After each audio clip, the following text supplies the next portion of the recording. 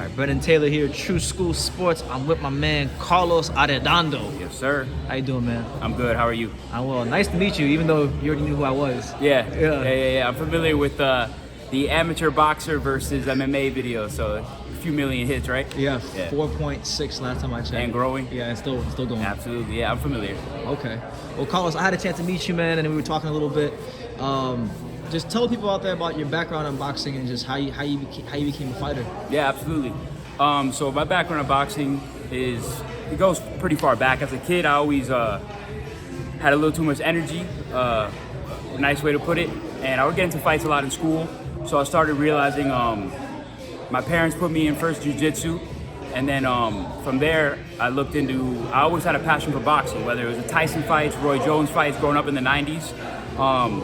So I made my first way into a boxing gym, I think maybe when I was around 12 years old, a gym called South Florida Boxing in Pembroke Pines. Oh, yeah, about that. Yeah. So I started out there and quickly started competing in amateur bouts and started growing my name. Unfortunately, once I got a car in high school, I started stepping away from the sport a little bit. You know, girls, college. South Florida distractions, Yeah, man. South Florida is a hell of a place to train, but it's also a hell of a Get in place trouble. to get distracted, absolutely. Luckily, I kept my nose clean. I didn't get any trouble, but I did step away from the sport unlike I should have. You know, and in boxing, you take a week off, you might as well take a month off. I ended up joining the military when I was 20 years old to stay out of trouble and get a career for myself. So now I'm 30. I just turned 30 this year, and I'll be making my pro debut, hopefully May, June, or July of this year, 2021. Okay. So we're looking to make a name. You know, I know my window's real short, but we're looking to make an impact ASAP. So it's all come full circle. You started Absolutely. boxing. I started boxing, stepped away, and even in the military, you know, I made a name for myself being a pretty rough character. You know, even though my boxing style is real slick and I'm a great counter puncher, but you know, I'm a very assertive guy.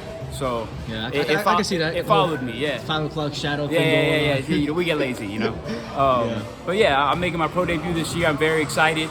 You know, I've done well in the amateurs. I've sparred some of the best guys in the business, so it's time to finally put my name on the block, you know, and start putting myself out there, not helping other guys get ready for fights.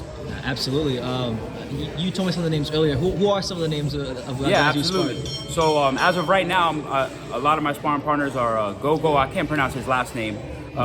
He's from Macedonia. So okay. I think I know about him. Yeah. He's fighting in February. He's got 7 professional fights, 6-1. As of recently, I've gotten some work with Luis Cuba Arias, Sullivan Barrera, Chris Algieri, and Chris Algieri was in the gym today. We've been getting a lot of work. So, you know, the names that I've been getting work with are world-class level. As well as, don't get me wrong, I still spar plenty of amateurs and plenty of up-and-coming pros, but I've made the decision and I've seen enough for myself, as well as my head coach, Derek Santos, that, you know, we feel very comfortable stepping into the professional ranks. Absolutely, man. You mentioned Chris Algieri, former world champion. Yeah, former world champion. What's he like in that ring? Man, it's a different level. And like I said, he's not too much older than me. He's got a few years on me, but I used to watch him on TV, and then when I got the call, you know, directly from him to spar him, it was, you know, it was one of those, you know, when your idols become your rivals type thing. Yeah. But it was the nicest guy in the world outside of the ring. But when you get in there, it's a whole different story, man. I'm sure. He gives you different looks, you know, distance changes. He can switch it up from complete total offense to just not throwing a punch for a minute and still makes you, you know, it's like playing chess at a high level, man. I mean, while getting your face busted up in the meantime, you know? We're trying not to. Yeah, I mean, that's a guy that's been in there with Pacquiao, so absolutely. That's and it shows. It 100% shows. You know, he gave me some really great advice. You know, some of the openings and things you see on in the amateurs or even in the lower level professionals or starting out, those little shots or opportunities you see at a higher level, either they're not there or the window for them is so small that it's almost like you need to throw the punch before you even see it. You know, you have to just anticipate. You know, it's amazing. I'm blessed. I'm truly blessed to have the opportunities to spar with these guys. You know, even Sullivan, he's not in my weight class, but you know, he gets in there with me and shows me a few things. So, you know, I'm definitely blessed. Yeah, I think you're blessed. I just met you. I just met you today, and I think you're blessed. Thank you. Yeah. I tried. Yeah, man. Well, with you, I like to ask people this question a lot. Absolutely. Why do you box? That's a great question. What's the end goal? Well, the end goal for me, obviously, is every kid's dream. You know, to be a world champion. Yeah. Whether or not that dream will come to fruition will be up to God's hands and whatever things I do inside and outside the ring. You know, if I can carry myself as a gentleman and train and do all the right things that you're supposed to, you know, get your road work in, keep your weight down, get the right sparring in. It's almost like you got to get comfortable with getting uncomfortable, you know, because being a professional fighter is not what people think it is, man. It's Wednesday. You came in at 9 a.m. today, and I was already, you know, deep in my training. Yeah. Chris had left when I got here. That's what I'm saying. I'm thinking I got to the gym early today. Chris just left. Yeah, you only get paid a few times a year, you know, for any given Friday or Saturday, you know, for that hopefully short performance you put in, or 30 some odd minutes in a 12-round bout. But to get paid that night, there's a lot of work. There's a lot of things you got to get to put into there. You know, it's very hard. But for me, why do I box? I think I'm just a student of the game, man. I love it. I love art. It's like an art form to me. You know, I love the ability to impose your will, to outthink another man, to know that, you know, I'm gonna give you 3 months or 8 weeks, however, and I'm gonna see you on Saturday. You know what I'm gonna bring. I got 2 hands. You got 2 hands. Who's gonna win? You may be faster, but I may be stronger. I may be stronger, but you know, find a way to win. You know, the rules are very clear. It's how can you do it? I love that. I love that idea. It's amazing to me. It is. Yeah. It is. That's why, like, you know, it has been a whole bunch of fights that yet in 2021, I should say. But it's like the fight night.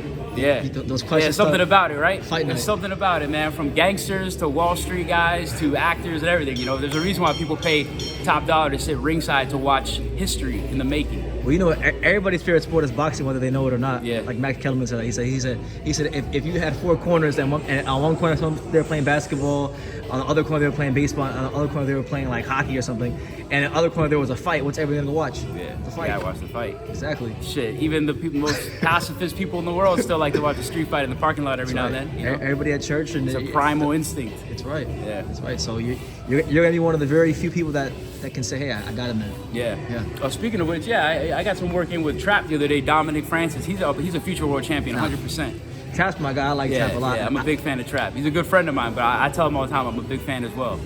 Absolutely. We gotta start doing that too, man. A lot of people nowadays are a lot of haters. You gotta bring up people, you know. So if you're friends with someone and they got a small business or something, they selling shirts or they're fighters, that's support. Absolutely. So like, even though I see him 6 days a week, but I still tell him all the time I'm a fan. You know, you could be a fan as well. If there was more people like you, the world would be a better place. Yeah, we try, bro. We try. I'm not perfect, but I'm trying. I know you're not perfect, but like I'm saying, just to be positive and. Yeah, absolutely, man. Dominic's got talent. I'm a big believer. 100%. I've been around the game long enough to know that's a future world champion. He's 19 years old. He's got the world ahead of him. How fast? Like I'm probably gonna get in there with him at some point because we're about the same weight. How fast is he? How fast?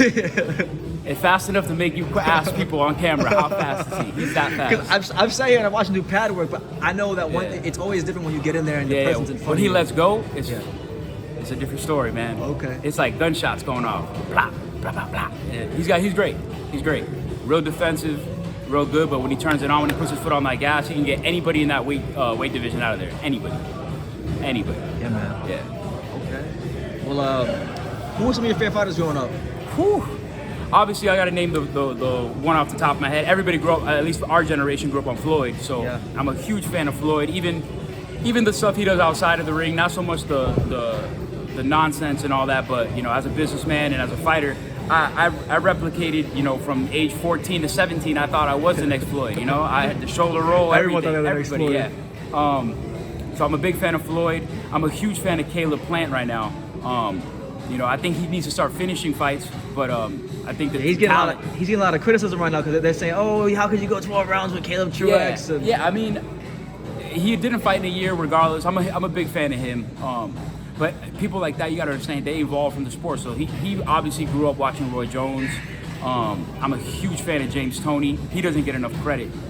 James Toney, I emulate him in almost every aspect of my game. Roy Jones, James Toney, Floyd, Sweet Pea, Pernell Whitaker, rest in peace. Yeah. And those, I mean, most of the fighters I grew up with were real slick. Obviously, I grew up on Tyson, but that's a God-given talent. Everybody wants to beat Tyson, but don't nobody want to actually, be like. To beat Tyson, first of all, you gotta be very pissed off person all the time. Yeah. You gotta be a little unstable. And you gotta study the gods of war, the conquerors. Yeah, the gods of war.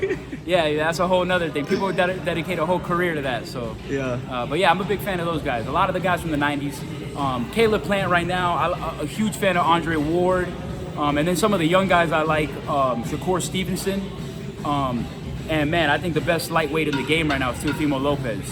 He actually, people don't know, he's from Davie, Florida. Like, I think he was born I'm glad you said it because every time I say his name, I'll say one of South Florida's very own. Yeah. They say he's not from South Florida, he's from Brooklyn. I'm like, I don't know. I haven't seen him in a few years. Last time I saw him, he came to a gym called Sweatbox in Davie. Yep. And he beat the shit out of some kid.